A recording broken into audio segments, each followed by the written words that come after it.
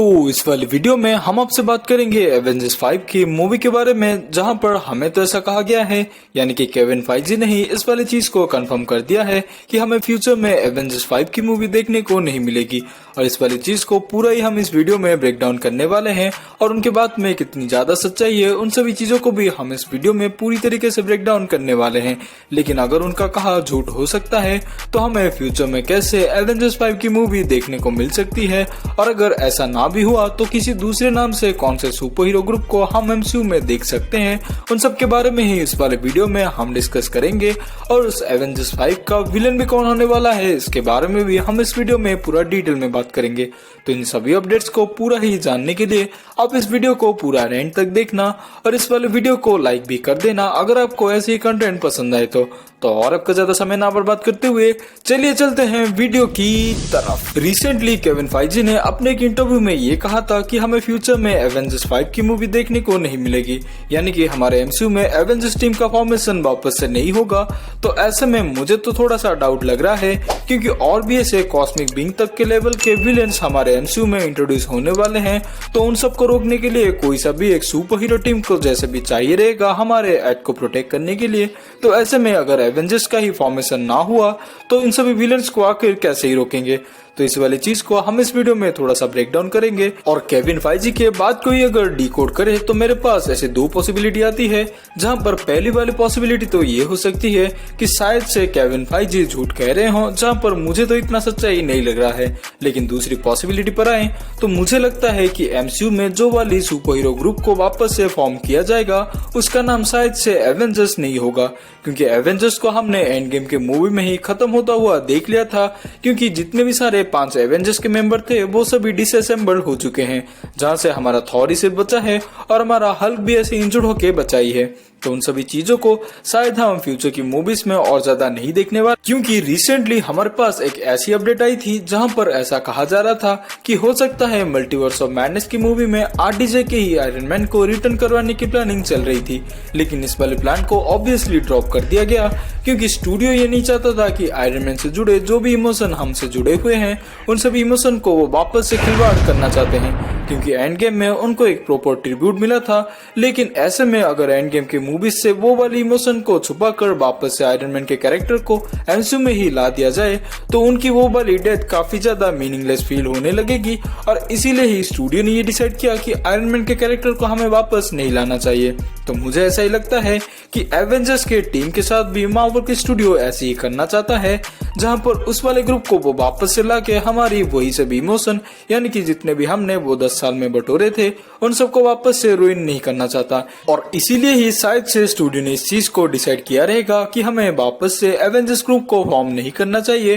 क्योंकि अगर स्टूडियो ऐसा करता भी होगा तो इसके साथ साथ नए मेंबर्स ही एवेंजर्स के ग्रुप को ज्वाइन करते हुए नजर आएंगे, जिन सबको फैंस ऐसे मिक्स्ड रिएक्शन ही देंगे, क्योंकि उनको वही सभी मेमोरीज काफी ज्यादा सताती रहेगी। और ऐसे में आरडीजे के कैरेक्टर के जैसे और बाकी जितने भी एवेंजर्स के मेंबर्स थे उन सबको अगर रिप्लेस कर दिया जाए और फैंस के दिलों में जो एवेंजर्स की जगह बनी हुई थी वो सभी चीजें वापस से रुइन हो जाएगी अगर नए मेंबर्स को ही एवेंजर्स के नाम से ही इंट्रोड्यूस कर दिया जाए। तो इसीलिए ही स्टूडियो ने इस चीज को डिसाइड करके मुझे तो लगता है कि एक अच्छा डिसीजन लिया था, क्योंकि स्टूडियो के लिए ये एक बेटर अपॉर्चुनिटी हो सकती है जितने भी सभी एवेंजर्स को छोड़कर कॉमिक बुक्स में सुपर हीरो ग्रुप्स थे उन सबको एमसीयू में इंट्रोड्यूस करने के लिए। और मेरे दिमाग में तो ऐसे ढेरों सारे सुपर हीरो ग्रुप्स आ रहे हैं, जहां पर हो सकता है मार्वल न्यू एवेंजर्स के ग्रुप को भी इंट्रोड्यूस कर दे। और ऐसे बहुत से भी ग्रुप्स हैं जैसे कि मिडनाइट सन, एक्समैन का ग्रुप और हमारे डिफेंडर का ग्रुप भी हमारे एमसीयू में इंट्रोड्यूस हो सकते हैं, जहां पर नए नए सुपर हीरोज इन सभी ग्रुप को ज्वाइन करते हुए नजर आएंगे।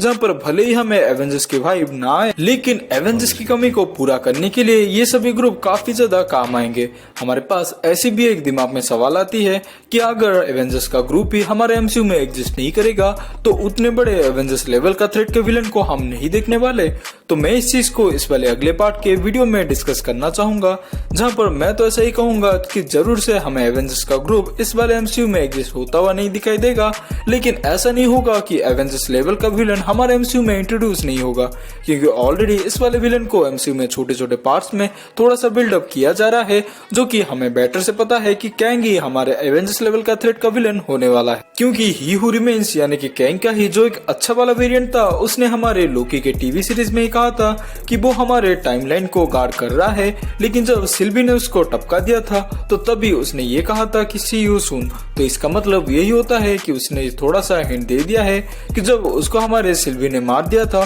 तो हमारे टाइमलाइन को गार्ड करने के लिए और कोई भी कैंग का दूसरा वेरिएंट नहीं बचा है। तो ऐसे में दूसरे वेरिएंट्स के जो भी खतरनाक कैंग्स होंगे वो हमारे इस वाले टाइमलाइन की अर्थ पर कॉन्कर करने के लिए वापस से लौट आएंगे, जहां पर इस वाली चीज को ही उसने 31st सेंचुरी में प्रोटेक्ट करने की कोशिश की थी, लेकिन सिल्वी ने हमारे ही हू रिमेन्स को मारकर पूरी तरीके से इन सभी चीजों को मेस्ड अप कर दी है। तो इससे यही हिंट मिलता है कि फ्यूचर में जाकर एक कैंग का वेरिएंट ही हमारे अर्थ को टेक ओवर करने के लिए वापस से आएगा, और वो खतरनाक वाले कैंग को हमारे एमसीयू में एवेंजर्स लेवल का थ्रेट बनाने से पहले बहुत सारे एमसीयू के प्रोजेक्ट्स में उसे इन्वॉल्व किया जा रहा है। जहां पर हमारे पास ऐसी एक अपडेट निकल कर आई थी जहां पर ऐसा कहा जा रहा था कि मल्टीवर्स ऑफ मैडनेस की मूवी का पोस्ट क्रेडिट सीन यही होने वाला है कि एक दूसरे वेरिएंट का ही कैंग इसमें टेक प्लेस करता हुआ नजर आएगा, और यही वाली चीज ही आगे जाकर एंटमैन 3 की मूवी से भी कनेक्ट होता हुआ नजर आएगा। और कैंग का इन्वॉल्वमेंट दूसरे मार्वल के प्रोजेक्ट्स में यहीं तक ही नहीं रुकता है, क्योंकि हमारे पास जो एक मल्टीवर्स ऑफ मैडनेस की ट्रेलर आई थी उसमें हमने इस वाले कैरेक्टर को देखकर सुप्रीम आयरन मैन कहा था, लेकिन हमारे पास एक 8K की फोटो निकल कर आई है जिसको देखकर तो मुझे ऐसा ही लग रहा है कि इसके फेस स्ट्रक्चर बिल्कुल ही हमारे कैंग के कैरेक्टर से मेल खाता है। तो मुझे लगता है कि इस वाले मूवी में भी हमें कैंग के इन्वॉल्वमेंट दिखाया जा सकता है, और ऐसे ही करके मार्वल छोटे मोटे प्रोजेक्ट्स में इसके कैरेक्टर को पूरी तरीके से डेवलप करेगा। जैसे हमने इन्फिनिटी सागा के टाइम पर थैनोस के कैरेक्टर को बहुत से प्रोजेक्ट्स में इन्वॉल्व करते हुए देखा था, कुछ उसी तरह ही इस वाले कैरेक्टर को भी बहुत सारे एमसीयू के प्रोजेक्ट्स में इन्वॉल्व करते करते उसके कैरेक्टर को पूरी तरीके से डेवलप करेंगे। उसके बाद ही जाकर इस वाले विलन को एवेंजर्स लेवल का थ्रेट दिखाकर इस वाले मूवी में हमें प्रेजेंट किया जाएगा, यानी कि वो वाली मूवी होने वाली है हमारी एवेंजर्स 5 की मूवी। लेकिन हो सकता है हमारे पास जैसी अपडेट आई थी, यानी कि एवेंजर्स का नेम को ही इस वाले मूवी में मेंशन नहीं किया जाएगा, तो हो सकता है किसी दूसरे सुपर हीरो टीम के नाम से इस वाले ग्रुप को ही मेंशन किया जाए, जहां पर ऐसे भी सुपर हीरोज इस वाले ग्रुप को ज्वाइन करते हुए नजर आएंगे